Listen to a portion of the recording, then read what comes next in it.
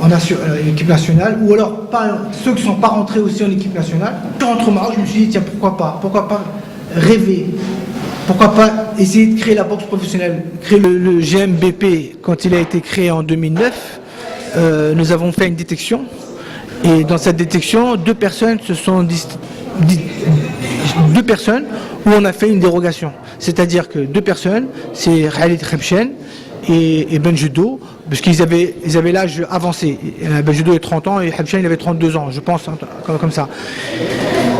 Et je leur ai expliqué qu'à cet âge-là, on ne passe pas professionnel. Alors c'est pour ça que moi, comme ils avaient un petit palmarès au niveau amateur, je les ai acceptés et je leur ai dit que le niveau que vous allez atteindre, c'est le niveau africain.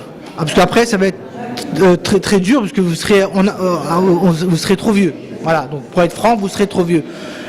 Voilà, donc c'est ce que j'ai tenu ma promesse. Ils ont été eux deux champions d'Afrique. D'ailleurs, ils ont gagné ces deux combats. Hemchein a gagné le champion d'Afrique, Ben Judo a gagné le champion d'Afrique. J'ai tenu parole. Et après, par la suite, ils ont fait des ceintures que le GMBP ne reconnaît pas.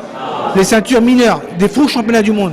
Parce que il était champion d'Afrique, il n'était pas classé au niveau mondial, et il a fait un championnat du monde. Donc c'est pas possible. Parce que pour faire un championnat du monde, il faut boxer le numéro 1 mondial. Il faut déjà être numéro 1 mondial pour monter. Donc eux, ils ont pas fait le classement. Ils ne sont pas montés numéro 1 mondial. Hachem n'a jamais été numéro 1 mondial, et Ben Judo n'a jamais été numéro 1 mondial. Donc ils ont fait directement le championnat du monde avec des fédérations mineures. Donc, et maintenant ils se prétendent champions du monde.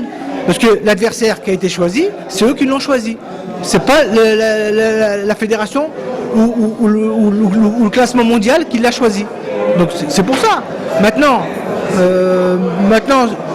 ils ont fait leur carrière. À 42 ans, ils veulent continuer à boxer.